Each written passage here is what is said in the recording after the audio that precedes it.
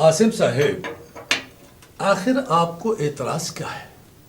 अगर तो ये मसला किराए का है तो हम आपको दुगने किराए वाला आदमी ढूंढ देते हैं। نہیں نہیں حاجی صاحب، کرائے کی بات نہیں ہے. میں تو یہ سوچتا ہوں کہ اتنے پرانے کرایہ داروں کو بلا وجہ گھر سے نکالنا عجیب سی بات نہیں ہے. بلا وجہ؟ کیا یہ وجہ کافی نہیں کہ شریفوں کے محلے کے عین درمیان آپ نے ہجڑے آباد کر رکھے ہیں؟ اور یہ وجہ کیا کم ہے کہ راتوں کو اکثر و بیشتر وہ دھما چوکڑی مچتی ہے کہ الامان الامان.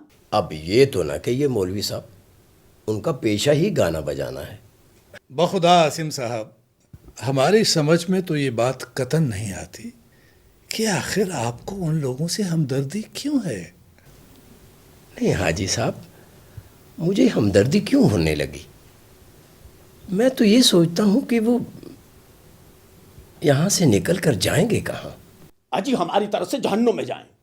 دیکھیے عاصم صاحب، ہم نے اہل محلہ میں سے آپ کو سمجھانے کے لیے معززین کا وفد بھی لے کر آئے، لیکن اگر بات آپ کی سمجھ میں نہیں آ رہی ہے تو ہمیں یہ بات آپ کو کسی اور طرح سے سمجھانا ہوگی.